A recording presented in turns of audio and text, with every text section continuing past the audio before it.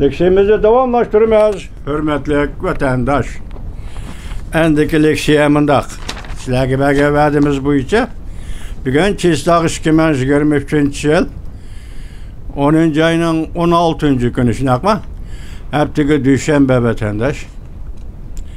Ben de mavzumundaq. Tarixden 3 türlük hakiki kıyafetini bilip elişimiz lazım. Hamas'ını qarğılaça qollamasligimiz gerek. Mavzulu haber 10. ayının 14. günü Venvitor bitir ilan kılındı. Haber mındaq başlandı. Hamas İsrail'e hücum kılgandan keyin fuqarolarning Hamas'ni eng zo'r darajada Xitoy tillik internetning knopkasida ifodalandi. Fuqarolarning Hamas'ni qo'llashi eng zo'r darajada Xitoy tillik internetning knopkasida ifodalandi. Hamas'ni qo'llaydigan nurg'unlagan, g'aljirlashgan, xudini yo'qotgan qo'llag'uchilar o'ttirg'i chiqdi. Bunun içinde Palestin ve Batı degende Pakistan degende. Palestin ve Pakistan'da bir kısım uçuk haberlere uçurdun enek bulmusu mu? Mesela, lekin torbet oynaydıgan kişiler var. Bu kişiler aşı meseleler üstünde torbet oynaydıgan kişiler var. Hatta Cungo'da Beydo internet kampanyası hem yuqarqı oyun oynayıcılarının haberlerini yoki ularning uçurlarını Cungo'da Beydo'da hükümet başqarışıdaki torbetlam işiltishga qiziqmi dedi. Çünkü bu torbetçiler paketga ko'ngil bilmaydi. Hem Palestin xalqining baxt saodatlariga ham ko'ngil bilmaydi. Ular Hamas teşkilatını qolladı. Ularning kallasida bir fikir var idi. Yani Amerika qollagan hareketlerge karşı turumuz. Amerika karşı turgan hareketlerini, teşkilatlarını qollaymiz deydigan fikirli var idi. Faqatla azlı bir kısım narsalarni sig'dira oladigan mengisi var bu kişiler. Palestin meselesinin qanchalik murakkab mesele ekanligiga yuzlanadigan iqtidori yo'q kishilar edi. Ko'ngil uning ustiga Palestinga hissdoshlik qiladigan nurg'un kishilar va bu rayonga tinchlik tilaydigan do'stlar bu zamin azaldan tartib Palestinning zamini idi deyishatdi. Bu uçur ve hata yazılgan haberlerinin tesiri asıda kalgan kişilerin yerimiyata bilişi bulup tarixning hakiki kıyafeti doğrusu da bir işki eğez gap qilishga doğru kelidi. Küçük mavzu. Palestin halkı bu işlerini qandaqlaşı özünün yenida elip kaldı. 2000 yılı İran'ın yakımış yanı yılının yanı İran'ın 2000 yılı tahtını gülleti degen gap ko. 2000 yılı Yerusalim'nin medeniyet miraslarına iltimas qilish meselesi bir meydan buran çapqın payda kıldı. Yerusalim 3 xil dinning payda bolgan tuprağı idi. 1000 yıllık qadimki şehir Yerusalimni medeniyet miraslarına iltimas qilishning g'alba qiladiganligi doğrusu da hiç qandaq gap ketmaydi. Lekin mesele şu yerdeki Yerusalimni Birleşken Devletler Teşkilatı'nın Pan Medeniyet Komitetiga medeniyet mirasları sifatida iltimas qilishni kim iltimas qiladi? Mesela mana şu yerdeydi. İsrailiyet devleti hem Palestin Abdunum Cumhuriyeti hem özleri iltimas qilishni tashabbus qilib o'ttirg'i chiqdi. Hem Palestin hem İsrailiyet devleti Yerusalimni Madaniyat Miraslar Komitetiga iltimos qildi, tizimga aldirish to'g'risida iltimos qildi.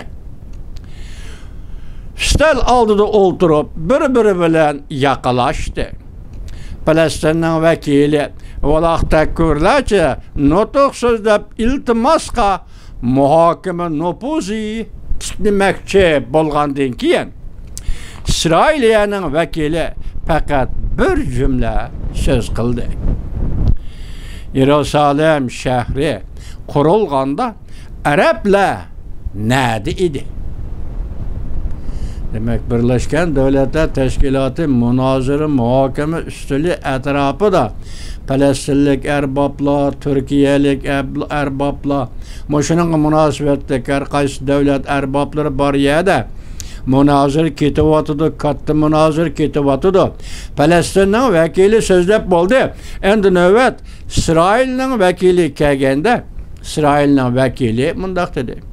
Yerusalim şehri qurilganda arablar nerede idi? Bütün meydan jimib ketdi. Bu qaltis gapga ne vatandaş? Bu sual mı qaltis sual ekan, gap mi qaltis gapga vatandaş? Qarang. Yerusalim shahri qurilganda arablar nerede idi? Ahire Birleşken Devletler Teşkilatı Pen Muharip Madaniyat Komiteti mundaq e'lon qildi. Iordaniya g'alaba qildi deb e'lon qildi.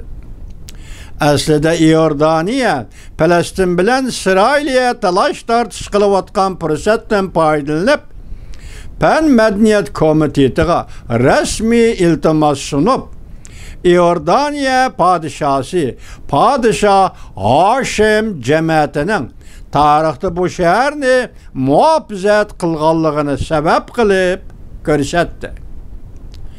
Yan tarafdan birisining o'tirg'i chiqqanligini ko'rib, İsrailiya bilan Falastinning ko'zlari chaqchib ketdi.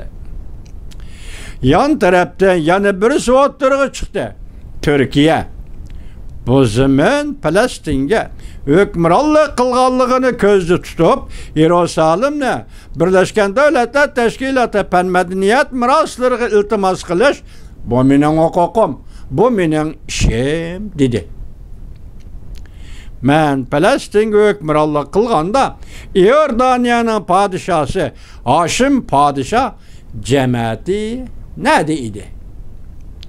Dedi Türkiye. Mana bu Falastin bu rayonning tarixdagi mujmalligining tarixiy mujmallikning yana bir qatam ko'rinishida. Yani bundan boshqa nurg'un tarix ishlar bor dedi. Yani bu yerda diqqat qildingiz, Pen madaniyatga iltimos qilishga Falastin bilan İsrailga tayyor bo'ldi, munozirlashdi. Tuyuqsizlik o'tirdi, Iordaniya chiqdi. Bu Hoshim cemaati, Hoshim podshoh cemaati muhofazat qilgan Yerusalim shahri dedi. Shundan keyin Turkiya o'tirg'i chiqdi. Turkiya bu yerga hukmronlik qilganda, boshqarganda Hoshim cemaati, Hoshim podshoh ne ekan dedi. İsrailya o'tirdan dastlab turib munozir jarayonida Yerusalim shahrini salganda yoki Yerusalim shahri qurilgan chaqda arablar nerede idi? Esingizga nima keldi vatandosh? Mushundaq vaqtlarda nurg'un narsalar bizning esimiz keldi vatandosh. Mahmud Qashqari Pen Madaniyat Komitetida tizimga ilindi. Uyg'urim kim iltimos qildi? Chari yo'q. Xitoy iltimos qildi. Yoki xalqaro jamiyat shundoq zaruriyatni o'tirib qo'ydi. Buning uchun Xitoy iltimos qildi Mahmud Qashqarini Pen Madaniyat Komitetiga, madaniyat miraslariga tizimlashga. Chunki Uyg'uristonga Xitoy hukmronlik qilyapti vatandosh. Şuna sizge çare yok, bizge çare yok vatandaşım. Ama ikincisi Yusuf'a Sacip tizimlandı mı? Pen Madaniyat Komitetiga tizimlanmadı mı? Bunu bilgili olmaydı. Hatta Uyg'urning ichidan shunda kalvoz ziyolilar o'tirg'i chiqqan edi. Yusuf Has Hacip yazıp çıkan Kutatgıbilik dastanının felsefi asaslarını Kunzi talimatıdan elip kelgen muşundaq lalma Uyghur tilida so'zlaydigan lalmılama o'ttirg'i chiqqan edi vatandaş. Yusuf Has Hacipning asoslangan badiiy ijodiyat metodiga, badiiy ijodiyatga xos bo'lgan falsafiy fikrlar o Yusuf Has Hacipning o'ziga xos emas, bu Kunzining ta'limotidan kelgan dedi o. Şu vaqt şu vatandaş siz mi yaşagan, men mi yaşagan vatandaş? Nima deyalidik? Xitoy tashkillagan, Xitoy o'rlashtirgan fikrlar edi vatandaş. Meşrepni tizimga aldı. Fen Medeniyet Komiteti meşrepni tizimga aldı. Yani bunun hocayini ve bunu iltimas kılgıcı orunda turgan sizge Uyg'uriston hükmürallık kılıvatkan Xitoy idi vatandaş. Meşrep xoslığı, özlüğü boyunca Uyghur medeniyetinin cevheridir. Qani Türkistan çependiler. Muşundaq tizimlaydığı vaqtga doğru kelgende meselen aradan alaylı meşrep bu medeniyet ve maddi manevi asası iyi bo'lgan medeniyet oyun yoki medeniyetlik cemleniş yoki uyuşuş cemiyetni uyuşturuş kuchiga ega muşundaq bir parlaq medeniyet andazasi ve şeklini Birleşken Devletler Teşkilatı'nın Fen Medeniyet Komitetiga kim iltimas qildi, kim tizimlatdi? Türkistan çependiler. Eğer Türkistançılığınla rast bo'lgan bo'lsa, bu meşrepni qanday tizimlatgan bo'ladinglar? Türkistan, Türkçiler deb tizimtamdinglarmi yoki Uyg'urning medeniyet mirosi deb tizim qoldiramdinglar? Uyg'urning medeniyet mirosi deb tizim qoldiramdinglar yoki Türkistanning medeniyet yoki Türkiye milletlerinin medeniyet mirosi demdinglar vatandaş. Gördünüz mü? Medeniyet mirosi ve onu tizimletish mana bunda milliy xoslikni, millat xosligini talab qildi efendim. O'ylab qo'ying. Keyin bu to'g'rida nurg'un munozirlarda bo'lamiz, Alloh xolisa vatandaş.